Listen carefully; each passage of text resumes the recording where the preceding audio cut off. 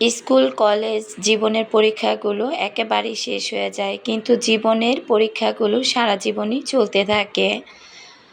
আসসালামু আলাইকুম। কথাটা সত্য বলেছি কিনা প্লিজ আপনারা একটু বলবেন আমার প্রিয় আপুরা। এখানে দেখেন কত সুন্দর সুন্দর ফুল ফুটে আছে। আর আমার এই যে গাছটা দেখতে পাচ্ছেন, এটা বেলি গাছ। গাছগুলোর ডালপালা সব ছেঁটে দিয়েছিলাম, তারপর এখান থেকে নতুন নতুন অনেক কলি চলে আসছে। কলিগুলো দেখে কিন্তু আমার মনটা ভরে গিয়েছে। বেলি ফুলের সুবাসে কিন্তু একদম ঘরটা চারদিক কিন্তু একদম মোমো করে। এ কারণে কিন্তু এই গাছটা আমার সবচেয়ে বেশি ভালো লাগে। বেলি ফুল বলেন, রজনীগন্ধা, সেই সাথে হাসনা হেনা, এই ধরনের গাছগুলোর মধ্যে কিন্তু বেশ সুগন্ধ। তো এগুলো হচ্ছে সুগন্ধি ফুল। তো এই গাছগুলো রাখতে পেরেও ভালো লাগছে। আর এই যে নয়নতারাটা দেখতে পাচ্ছেন, এটা হাইব্রিডের একটা নয়নতারা ছিল। তো বৃষ্টির পানি পাওয়ার পর না এই গাছটা একেবারে মরে গিয়েছে। তো এখানে দেখলাম কিছু বীজ আর কি পেকে গিয়েছে, তো ভাবলাম যে বীজগুলো তুলে এগুলো আমি আরেকটা জায়গায় রেখে দিই। একই বীজগুলো আমি নতুন করে লাগিয়ে দিব, এতে করে আবার নতুন হয়তো বা এখান থেকে গাছ হয়ে যাবে। আর এই গাছটা বেশি আসলে বৃষ্টির পানি সহ্য করতে পারে না। এই যে পানিকা গাছটা, এখানেও কিন্তু ছোট ছোট অনেক রকমের ফুল ফুটেছে। বীজগুলো এখনই আমি লাগিয়ে দিব। তো এই বীজ থেকে কিন্তু চাইলে অনেকগুলো গাছ আর কি করে নেওয়া যায়। আচ্ছা, ভিডিওতে আজকে ভয়েস দিতে গিয়ে আমার না অনেক কষ্ট হচ্ছে। আসলে গলার অবস্থা খুবই খারাপ। আমি জানি আজকের ভয়েসগুলো শুনে আমার অনেক আপুরা হয়তো বা আম আসলে দেখতেও ভালো লাগবে কিনা জানি না। আসলে ভয়েসটা শুনেও হয়তো বা আপনাদের কাছে বেশি একটা ভালো লাগবে না। কি আর করা বলেন তো? হঠাৎ করেই গলার অবস্থা একেবারে খারাপ হয়ে গিয়েছে। এদিকে সকালের নাস্তা আমি পুঁইশাক দিয়ে যে গরুর মাংস রান্না করেছিলাম আর রুটি আর চা, সেটা খেয়ে নিলাম। এরপর চলে আসছি টেবিলের এই যে আমার ট্রেটা, এটা পরিষ্কার করব। আর ওই দিক থেকে গ্লাসের হোল্ডারটাও আমি পরিষ্কার করে নেব। এখন কিন্তু প্রচণ্ড ধুলাবালি ওড়ে। তো যাই হোক, এখন কিছু কথা বলি। গত ভিডিওতে আমি পুঁইশাক দিয়ে গরুর মাংস রান্না করেছিলাম। সেখানে বিশেষ করে আমার ছোট ননদিনী, সেই সাথে আমার অনেক আপুরাই লিখেছিলেন গরুর মাংস দিয়ে পুঁইশাক রান্না এই প্রথমই নাকি অনেক আপুরা দেখেছেন। তো পুঁইশাক দিয়ে কিন্তু গরুর মাংস রান্না করে খাওয়া যায়, খেতে খারাপ লাগে না, ভালোই লাগে। আপনারা যদি চান একবার রান্না করে ট্রাই করতে পারেন। আসলে আজকে ভয়েসটা দিতে না আমার অনেক অনেক কষ্ট হচ্ছে, কি আর বলবো। আজকে আর দুপুরে রান্নাগুলো শেয়ার করব না, একেবারে হালকা পাতলা কিছু কাজ আপনাদের সাথে শেয়ার করব। সেই সাথে আরেকটি কথা বলি, এখন থেকে হয়তোবা আমি রেগুলার ভিডিও দিতে পারবো না। আমি একদিন পর পর হয়তোবা আপনাদের সাথে আমি আমার ভিডিওগুলো শেয়ার করব। তো যারা প্রতিদিন আমার ভিডিওগুলো দেখে অভ্যস্ত বা আমার ভিডিওর অপেক্ষাতে থাকেন, আমার অনেক অনেক ভালোবাসার আপুরা গত ভিডিওতে কমেন্ট করেছেন যে আমি হুটহাট করে কোথাও উধাও হয়ে যাই, কেন ভিডিও দেই না, বা কি সমস্যা হয়েছে, বা কেন এত লেট করে ভিডিও দেই। সত্যি কথা বলতে কি, আপনের চাইতে পর ভালো, পরের চাইতে জঙ্গল ভালো। এটা কিন্তু আগের দিনের ময়মুরব্বীদের একটা কথা। তো আমি দেখেছি যে আপনের চাইতে কিন্তু পর মানুষগুলো অনেক বেশি আপন হয়ে যায় একটা সময়। আসলে আমার ভিডিওগুলো দেখতে দেখতে আমার অনেক আপুরা আমাকে এত এত পছন্দ করে ফেলেছেন। আমি যদি একদিন ভিডিও না দিই, আমাকে নিয়ে অনেক আপুরা টেনশন করেন, অনেকেই আমাকে কমেন্ট করেন। আমি গত ভিডিওতে যে কথাগুলো বলেছিলাম, অনেক আপুরাই হয়তো বা আমার কথার মাধ্যমে অনেক কিছু বুঝতে পেরেছেন। অনেকেই অনেক সুন্দর সুন্দর কমেন্টও করেছেন। তো যাই হোক, আমার প্রতিটা আপুকে বলবো যে সংসার জীবন এমন একটা জীবন, ওই যে ভিডিও শুরুতে বললাম জীবনের স্কুল কলেজ ভার্সিটি বলেন, এই পরীক্ষাগুলো কিন্তু ধাপে ধাপে শেষ হয়ে যায়। কিন্তু সংসার জীবনে পা রাখার পর একটা মেয়ের জীবনে যে পরীক্ষাগুলো শুরু হয়, সেই পরীক্ষাগুলো কিন্তু মৃত্যুর আগ পর্যন্ত তাকে দিয়েই যেতে হয়। তো হয়তো বা আমাকে আল্লাহ তাআলা সেই পরীক্ষার ভিতর দিয়েই আমাকে নিয়ে যাচ্ছেন। দেখি যে কত পরীক্ষা দিতে পারি। আর এই যে এখানে টিস্যুগুলো রাখলাম, আগে যে টিস্যুগুলো আমি গত ভিডিওতে দেখিয়েছিলাম যে রেখে দিয়েছি, তো সেখান থেকে কিছু টিস্যু জবা আর জুই আলাদা আলাদা করে ওদের স্কুলের ব্যাগে করে নিয়ে গিয়েছে, যেহেতু বাচ্চারা দেখা যায় কলেজে গেলে এটা সেটা খায় বা হাত মুখ মোছার কাজেও টিস্যুটা ব্যবহার করে। তো আমি আর কিছু বলি নাই, তো আজকে আবার নতুন করে টিস্যুগুলো রেখে দিলাম। আর এই রাইস কুকারটা এখন যেহেতু আর ব্যবহার করা হচ্ছে না, আমি যেহেতু এখন ইলেকট্রিক চুলাতেই আমি ভাতটা রান্না করে থাকি, তো চিন্তা করলাম এটা নামিয়ে রেখে অযথা আর কি ঝামেলা করে লাভ নাই। তো এটা আমি আর কি ভালো করে মুছি নাই, অনেকটা ধুলাবালি পড়েছে। তো চারপাশটা আমি এই রুমালটা কিন্তু খুব ভালো করে ভিজিয়ে নিয়েছি, ভিজিয়ে ভেজা রুমাল দিয়ে খুব ভালোভাবে আমি পরিষ্কার করে নিলাম। এরপর আমি একটা শুকনা রুমাল দিয়ে এটাকে ভালোভাবে পরিষ্কার করে আমি কিন্তু রাইস কুকারটা তুলে রেখে দিব। তো যাই হোক, আসলে প্রত্যেকটা আপুরা আমার জন্য অনেক অনেক দোয়া করেছেন।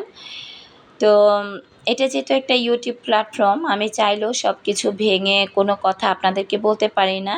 আমি আমার জায়গা থেকে চেষ্টা করে যাচ্ছি কন্টিনিউ আপনাদের সাথে ভিডিও শেয়ার করার জন্য।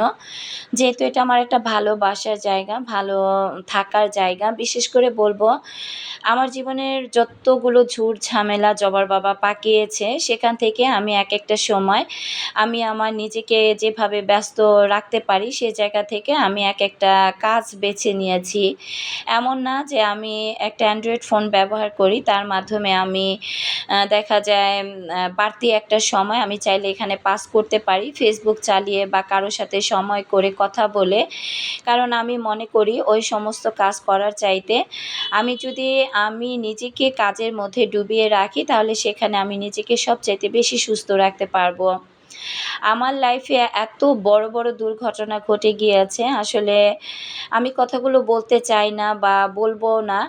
যদি কখনো আল্লাহ না করুক এমন কোনো সময় বা পরিস্থিতি আমার লাইফে চলে আসে বা আমার জীবনে ওইরকম পরিস্থিতির সম্মুখীন আমি হয়ে যাই, হয়তোবা সেদিনই আমি আমার সেই কথাগুলো আপনাদের সাথে একেবারে খোলামেলাভাবে আপনাদের সাথে একদম প্রমাণ সহকারে আপনাদের সামনে আমি সেই কথাগুলো তুলে ধরবো। তো যাই হোক, এখনও ধৈর্য ধরে আছি। দেখি ধৈর্য আল্লাহ তাআলা আমাকে কতটুকু দিয়েছেন। আসলে ধৈর্য নাকি আল্লাহ তাআলা ধৈর্যকারীকে, যিনি ধৈর্য ধরেন তাকে বেশি পছন্দ করেন। তো যাই হোক, এটাকে যেভাবে আমি নিয়ে আসছিলাম মার্কেট থেকে, ঠিক সেভাবে আবার খুব সুন্দর করে প্যাকেট করে এটাকে আমি তুলে রাখছি। তো আসলে যে কথায় আছে না, যতনে রতন মিলে। যে কোনো জিনিস আপনি যত যত্নে রাখবেন সেটা কিন্তু ততই ভালো থাকবে। যখন দেখবেন এটার প্রতি থেকে আপনার যত্নটা চলে যাবে, ভালোবাসা, মায়া, মমতা উঠে যাবে, তখন কিন্তু এই জিনিসটা বেশি দিন আর দীর্ঘস্থায়ী হবে না। এটা কোনো না কোনো উপায়ে ধীরে ধীরে একটা সময় নষ্ট হয়ে যাবে। তো আমি বলবো যে সংসারের যে কোনো জিনিসই হোক বা সম্পর্কের দিকের যে কোনো জিনিসই হোক, সব সময় সেটাকে ভালোবাসা দিয়ে প্রতিটা মানুষের আগলে রাখা উচিত। হয়তোবা আমার এই কথার মর্মগুলো অনেকেই বুঝতে পারবেন, আবার অনেকেই বুঝতে পারবেন না। তো যাই হোক, রাইস কুকারটা তুলে রাখবো। আর এদিকে এই যে আমার ছোট ছোট দেখা যায় যে জিনিসগুলো আমি কিনেছিলাম, বিশেষ করে আমার পানি গরম করার কেটলি, তারপরে আমার ছোট মিনি মাল্টি কুকারটা, ওগুলোর বক্স কিন্তু আমি ফেলে দিইনি, ওগুলো যত্ন সহকারে আমি রেখে দিয়েছি। আর এগুলো দেখা যায় কি বাসা পাল্টাতে গেলে না, তখন এগুলোর প্রয়োজন হবে। তো জবাকে বললাম আমাকে একটু হেল্প করো। জবা আবার বলতেছে, মা পাশের বাড়িতে না বিয়ে হচ্ছে, অনেক ধুমধাম গান চলতেছে। তো মেয়েকে বললাম যে ২ দিন পর পর তো আমার ঘরেই নতুন নতুন বিয়ের আয়োজন শুরু হয়ে যায়, বিয়ে লেগে যায়, আমি আবার পরের বাড়ির বিয়ে দেখে কি করব। তো যাই হোক, মেয়ের সাথে কথা বলতে বলতে এদিক থেকে আমি রাইস কুকারটা তুলে রাখলাম। এটা এখন এভাবে তোলা থাক, যদি আবার কখনো প্রয়োজন পড়ে তখন সেটা আমি নামিয়ে নিব। আর এই পাশটা এখন আমি খুব ভালোভাবে আমি পরিষ্কার করে নিব। গত ভিডিওতে যদিও আমি দেখিয়েছিলাম যেটা আমি পরিষ্কার করে নিয়েছি এই জায়গাটা। তারপরেও আবার আমি এভাবে রাতের বেলা রেখেছিলাম, এখন আবার নতুন করে আমি গুছিয়ে নিব। একটা সন্তান নষ্ট হয় কার কারণে জানেন? সন্তান নষ্ট হয় আমি মনে করি একমাত্র তার বাবা মার কারণে। আসলে বাবা মার দেখা যায় যে শিক্ষাটা তার সন্তানকে দেওয়া উচিত বা যে শাসনটা তার সন্তানকে দেওয়া উচিত, সেই শাসনটা সময় মতো যদি তার সন্তানকে কোনো বাবা মা না দিতে পারে, তাহলে সেই সন্তানটা কিন্তু অচিরেই নষ্ট হয়ে যায়, অচিরেই দেখা যায় একটা খারাপ দিকে চলে যায়। সেটা হতে পারে একটা মেয়ে অথবা একটা ছেলে। আসলে ছেলে মেয়ে যখন বড় হয়ে যায়, বিয়ে শাদী করে ফেলে, তারপরও কিন্তু বাবা মার কাছে সন্তান ছোটই থাকে। বাবা মার কাছে কখনো সন্তান কিন্তু বড় হয় না। কিন্তু আমি এই প্রথম আমার লাইফে দেখলাম যে আমি আমার ফ্যামিলির মধ্যে যে বাবা মার উস্কানিতেও কিন্তু সন্তান নষ্ট হয়। তো যাই হোক, আমি কার কথা বলেছি, তো সেটা যদি কোনো দিন সময় সুযোগ আসে, সেটা হয়তো বা আপনাদের সাথেও আমি খোলামেলাভাবে শেয়ার করব। তবে সেই সন্তানটা যদি এখনও সময় আছে, তার দিক থেকে সে যদি না শোধরায়, হয়তো বা একটা সময় আমি আমার ভিডিওর মাধ্যমে সত্যি কথা বলতে আমি বাধ্য হব। এদিক থেকে সব কিছু আমি গুছিয়ে নিলাম, আর এদিক থেকে এই যে ঝুড়িটা দেখতে পাচ্ছেন, তো যেগুলো শুকিয়ে গিয়েছে এগুলো আমি এখন গুছিয়ে নিলাম। ঝুড়িটা এভাবে রাখতে পারতেছিলাম না, তো এই দিক থেকে আমি এইভাবে এই তো গুছিয়ে রেখে দিলাম। তো যাই হোক, বাটিগুলো শুকিয়ে গেলে পরবর্তীতে আমি গুছিয়ে নেব। আজকে আর রান্না-বান্না শেয়ার করলাম না। অফ ক্যামেরাতে আমাদের খাওয়া-দাওয়া হয়েছে। গতকালকে যে গরুর মাংসটা পুঁই শাক দিয়ে রান্না করেছিলাম, সেটা দিয়ে আমাদের খাওয়া-দাওয়া হয়ে গিয়েছে। ভেন্ডি ভাজিও ছিল। তো আজকে আর ভিডিওতে কোনো রান্না-বান্না কোনো কিছুই শেয়ার করলাম না। খাওয়া-দাওয়া শেষ করে এরপর এই তো আমি এখন প্লেট বাটিগুলো ধুয়ে নিচ্ছি। দেখতে দেখতে ভিডিও শেষ প্রান্তে চলে আসছি। আমার ভিডিওর এ পর্যন্ত কারা আমার সাথে আছেন আমি জানি না। যদি ভিডিওর কোথাও কোনো অংশ আপনাদের কাছে এতটুকু ভালো লেগে যায়, চাইলে চ্যানেলটি সাবস্ক্রাইব করে আমার পাশে থেকে যেতে পারেন। আর যদি আমার লাইফস্টাইল ব্লগগুলো আমার প্রিয় আপুরা দেখতে পছন্দ করেন, যারা চ্যানেলটি সাবস্ক্রাইব করেননি, তারা চাইলে চ্যানেলটি সাবস্ক্রাইব করে আমার পাশে থেকে যেতে পারেন। তো আমাকে একজন আপু কমেন্ট করেছিল, আপুরও একটি আর কি চ্যানেল আছে। আপু বলেছিল যে আমি টিকটক, আমার কোনো আইডিয়া আছে কি না, বা আমার টিকটক আইডির নাম কি। না আপু, আমি কোনো টিকটক চালাই না, বা আমার টিকটক আইডির কোনো নামও নাই। তো আসলে এটা অন্য একজনের টিকটক আইডি ছিল, সেখান থেকে আমার মেয়েরা দেখতে পেয়ে সেই টিকটক আইডির মাধ্যমে যার সাথে আমি কথা বলেছিলাম, সেটার কথাটাই আমি বলেছি। আসলে আমি টিকটক করা পছন্দ করি না, এগুলো আমার কাছে খুব বাজে ধরনের একটা জিনিস লাগে। এ কারণে আমি আমার লাইফস্টাইল ব্লগ বলতে আমি ইউটিউবটাকে বেশি পছন্দ করে থাকি। আমার কোনো টিকটক আইডি নাই আপু। তো আজকের মতো আমি এখান থেকে বিদায় নিচ্ছি। সবাই ভালো থাকবেন। আল্লাহ হাফিজ। আসসালামু আলাইকুম।